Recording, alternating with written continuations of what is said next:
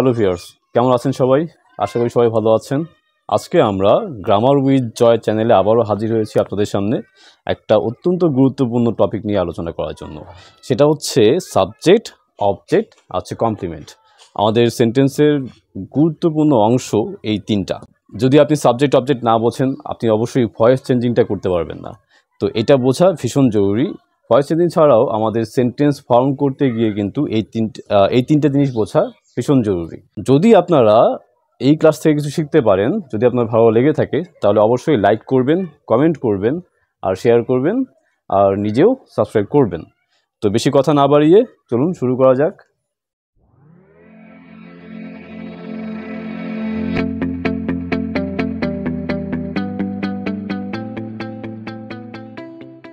Subject এর বাংলা অর্থ হচ্ছে কর্তা। কর্তা কাকে বলে? কর্তা হচ্ছে বাক্যে কাজটা বা ক্রিয়াটা যে সম্পাদন করে, অর্থাৎ যে কাজ করে তাকেই বলা হয় কর্তা। আর অবজেক্টের বাংলা অর্থ হচ্ছে কর্ম, মানে বাংলা ব্যাকরণে এর নাম হচ্ছে কর্ম। এই কর্মটা কী জিনিস, কর্তাটা কী জিনিস, এটা অবশ্যই আমরা আসতেছি একটু পরে, একটা সেন্টেন্স দিয়ে আমি অবশ্যই বোঝাবো। আর কমপ্লিমেন্ট, এটার কাজ হচ্ছে কারো সম্পর্কে, সেটা হতে পারে কর্তা সম্পর্কে অথবা হতে পারে কর্ম সম্পর্কে অতিরিক্ত তথ্য দেওয়া, এক্সট্রা ইনফরমেশন দেওয়া। তো এই তিনটা হচ্ছে এদের মূলত কাজ আর কি। তো আমরা একটা সেন্টেন্স দিয়ে এই জিনিসটাকে আরও ভালোভাবে বোঝার চেষ্টা করব। এখানে আমরা তিনটা সেন্টেন্স লিখেছি। তো আমরা এই তিনটা সেন্টেন্সেই এই সাবজেক্ট, অবজেক্ট আর হচ্ছে কমপ্লিমেন্ট খুঁজে বের করার চেষ্টা করব। তো আমরা যেটা জানি যে কাজ করে সে হচ্ছে কর্তা, তাহলে অবশ্যই প্রত্যেকটা সেন্টেন্সে আমাদেরকে কাজটাকে খুঁজে বের করতে হবে। তো খুব সিম্পল একটা সেন্টেন্স, সেটা হচ্ছে উই ইট রাইস, আমরা ভাত খাই। তো এই সেন্টেন্সটাতে আপনারা বলেন তো কাজ কোনটা? এই সেন্টেন্সটাতে অবশ্যই কাজটা হচ্ছে খাওয়ার কাজ। তাহলে কোনটা দ্বারা খাওয়ার কাজ বোঝাচ্ছে?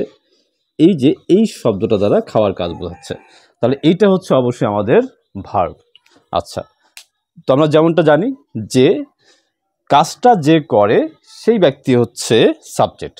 তাহলে এই সেন্টেন্সে খাওয়ার কাজটা কে করতেছে? খাওয়ার কাজটা আমরা করি, তাহলে অবশ্যই এই সেন্টেন্সের সাবজেক্ট হচ্ছে উই। তাহলে এটা হচ্ছে সাবজেক্ট, কেননা এই যে উই, আমরাই কিন্তু খাওয়ার কাজটা করি এই সেন্টেন্স অনুযায়ী। তাহলে অবশ্যই উই হচ্ছে এখানে সাবজেক্ট। আচ্ছা, এরপরে আমরা দেখব কর্ম। তো আমাদেরকে কর্ম খুঁজে বের করার জন্য ভার্বকে প্রশ্ন করতে হবে দুইটা শব্দ দ্বারা। আপনারা অবশ্যই লিখে নেন খাতায় জিনিসটা।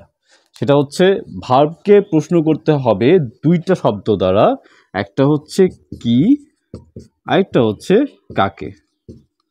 তাহলে আমরা যদি ভার্বকে কি অথবা কাকে দ্বারা প্রশ্ন করি, তাহলে অবশ্যই আমরা কি খুঁজে পাবো?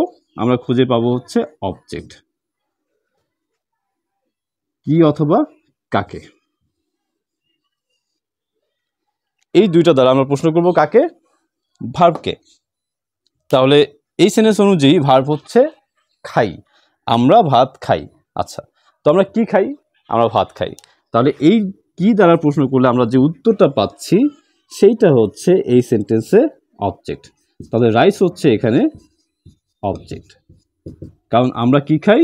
আমরা ভাত খাই, তাই রাইস হচ্ছে এই সেন্টেন্সে অবজেক্ট। তো আশা করি এই সেন্টেন্সে আমরা সাবজেক্ট এবং অবজেক্টটা বুঝতে পেরেছি। তো আমরা সুবিধার জন্য আরও একটা সেন্টেন্সে একটু এই জিনিসটা খুঁজবো আর কি, এই তিনটা জিনিস। তো দ্বিতীয় সেন্টেন্স আমরা দেখতে পাচ্ছি আছে জয় স্যার টিচেস আস ইংলিশ। জয় স্যার আমাদেরকে ইংরেজি পড়ান। আচ্ছা, তো এই সেন্টেন্স অনুযায়ী কাজ কি বলেন তো? এই সেন্টেন্সের কাজ হচ্ছে পড়ান, টিচেস, এইটা হচ্ছে আমাদের কাজ, এটা হচ্ছে আমাদের ভার্ব। আচ্ছা, তো আমরা যেমনটা জানি যে ব্যক্তি কাজটা করেন তাকে বলা হয় কর্তা। তাহলে এই সেন্টেন্সের কাজ হচ্ছে পড়ান। কে পড়ান? জয় স্যার পড়ান। তাহলে বলেন তো এই সেন্টেন্সের সাবজেক্ট কোনটা হবে? অবশ্যই জয় স্যার। তাহলে এই সেন্টেন্সের জয় স্যার হচ্ছে সাবজেক্ট, কারণ পড়ানোর কাজটা ইনি করেন। আচ্ছা, তিনি কি পড়ান? ইংরেজি পড়ান। এইটা হচ্ছে আমাদের একটা অবজেক্ট এই সেন্টেন্সে, এইটা হচ্ছে একটা অবজেক্ট। তিনি কি পড়ান? তিনি পড়ান ইংরেজি। এইটা হচ্ছে আমাদের একটা অবজেক্ট এই সেন্টেন্সে। আচ্ছা, আরও একটা প্রশ্ন আছে, সেটা কি বলেন তো? সেটা হচ্ছে কাকে। তিনি কাকে পড়ান? তিনি আমাদেরকে পড়ান।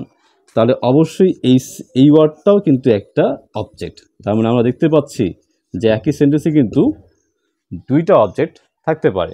এর আগে সেন্টেন্সটাতে ছিল একটা অবজেক্ট, কিন্তু এইখানে অবজেক্ট কিন্তু দুইটা, একটা হচ্ছে আস আর একটা হচ্ছে ইংলিশ। কেন সেটা আশা করি বুঝতে পেরেছেন। যদি কোনো কোশ্চেন থাকে তাহলে অবশ্যই কমেন্টে জানাবেন, আমি সলভ করার চেষ্টা করব, বুঝিয়ে দেওয়ার চেষ্টা করব। ওকে, 3 নম্বর সেন্টেন্সটা একটু আমরা দেখব। 3 নম্বর সেন্টেন্সে আছে পিপল ইলেক্টেড হিম চেয়ারম্যান। জনগণ তাকে নির্বাচন করলো চেয়ারম্যান হিসেবে। আচ্ছা, তো এই সেন্টেন্সের কাজ কোনটা? বরাবরের মতো আমরা কাজটাকে খুঁজে বের করব। তো এই সেন্টেন্সের কাজ হচ্ছে ইলেক্টেড, এইটা হচ্ছে এই সেন্টেন্সের ভার্ব। আচ্ছা, তো এই যে নির্বাচন করার যে কাজটা, সেই কাজটা আসলে কে করেছে? সেই কাজটা করেছে এই পিপল। এই কারণে এই পিপল হচ্ছে কর্তা, যাকে আমরা সাবজেক্ট বলি। এই সেন্টেন্সে পিপল হচ্ছে কর্তা। ওকে, এরপর আমরা অবজেক্টটা খুঁজে বের করি। তাহলে নির্বাচন করার কাজটা করা হয়েছে, এটা হচ্ছে কাজ। তো কাকে নির্বাচন করা হয়েছে? এই কি অথবা কাকে, এই দুইটা দ্বারা প্রশ্ন করলে যে উত্তরটা আমরা পাই সেটা হচ্ছে অবজেক্ট। তাহলে কাকে নির্বাচন করা হয়েছে? তাকে। তাহলে অবশ্যই এই শব্দটা অর্থাৎ হিম, এই শব্দটা হচ্ছে আমাদের এই সেন্টেন্সে অবজেক্ট। আচ্ছা, এখন প্রশ্ন হচ্ছে যে কমপ্লিমেন্ট কোথায় গেল? আমরা এই দুইটা সেন্টেন্সে সাবজেক্ট খুঁজে বের করলাম, অবজেক্ট খুঁজে বের করলাম, আবার 3 নাম্বারটাতেও সাবজেক্ট অবজেক্ট খুঁজে বের করলাম, কিন্তু কমপ্লিমেন্ট নিয়ে তো কোনো কথা হচ্ছে না। এখন হবে, কমপ্লিমেন্ট হচ্ছে সেই শব্দটা, যে শব্দটা সাবজেক্ট অথবা অবজেক্ট সম্পর্কে অতিরিক্ত তথ্য প্রদান করে। তাহলে এই সেন্টেন্সে একটু খেয়াল করেন আপনারা যে আমরা যে তাকে নির্বাচন করেছি, মানে পিপল, জনগণ যে তাকে নির্বাচন করেছে, কি হিসেবে নির্বাচন করেছে? মানে এই চেয়ারম্যান হিসেবে নির্বাচন করেছে। তাহলে এই চেয়ারম্যান হচ্ছে কিন্তু এই সেন্টেন্সের কমপ্লিমেন্ট। এই চেয়ারম্যান হচ্ছে এই সেন্টেন্সের কমপ্লিমেন্ট। সহজে বোঝার জন্য আমরা এটা বলতে পারি যে এই যে চেয়ারম্যান এবং সে এবং চেয়ারম্যান, মানে অবজেক্ট হচ্ছে সে, তাকে, তাহলে এই দুইজন কিন্তু একই ব্যক্তি। যদি একই ব্যক্তিকে নির্দেশ করে, অর্থাৎ এই ওয়ার্ডটা কিন্তু এই ওয়ার্ডটাকেই নির্দেশ করতেছে। চেয়ারম্যানকে, চেয়ারম্যান হচ্ছে সে, এবং সে হচ্ছে চেয়ারম্যান। তাহলে দেখেন, একই কিন্তু অন্যের পরিপূরক হিসেবে কাজ করতেছে এই সেন্টেন্সে, পরিপূরক হিসেবে কাজ করতেছে এই সেন্টেন্সে। তাহলে এই হিম আর চেয়ারম্যান যেহেতু একই ব্যক্তি, সেই কারণে অবশ্যই হিম আর চেয়ারম্যান এই দুটো হচ্ছে পরিপূরক। তাই এই চেয়ারম্যান শব্দটা হচ্ছে এই সেন্টেন্সে অবজেক্ট কমপ্লিমেন্ট। তাহলে একইভাবে যদি কোনো সেন্টেন্সে সাবজেক্টের সম্পর্কে অতিরিক্ত তথ্য প্রদান করা হয়, তাহলে সেটা হবে সাবজেক্ট কমপ্লিমেন্ট। তো আশা করি বুঝতে পেরেছেন। এই ছিল আজকের আমাদের আলোচনা। তো এতক্ষণ সাথে থাকার জন্য অবশ্যই আপনাদেরকে ধন্যবাদ জানাই। আর যদি আপনাদের ভালো লেগে থাকে ক্লাসটা, তাহলে অবশ্যই বন্ধুদের সাথে শেয়ার করবেন। আমরা ভালো কিছু শেয়ার করতেছি, খারাপ কিছুই নয়, এটা জ্ঞান শেয়ার করতেছি আমরা সবার সাথে। আর অবশ্যই একটা লাইক করবেন, কমেন্ট করবেন, আপনি কোন জায়গাটা বুঝতে পারেননি সেটা আমাদেরকে কমেন্টে জানাবেন, আমরা আপনাদের সমস্যাটা সমাধান করার চেষ্টা করব। আবার দেখা হবে পরবর্তী ক্লাসে। আর পরবর্তী ক্লাসের টপিকটা হবে হচ্ছে আমাদের প্রোনাউন। এই প্রোনাউনের খুঁটিনাটি যা কিছু আছে সব কিছুই আমরা আলোচনা করব পরবর্তী ক্লাসে। ততক্ষণ ভালো থাকবেন, আবার দেখা হবে পরবর্তী ভিডিওতে।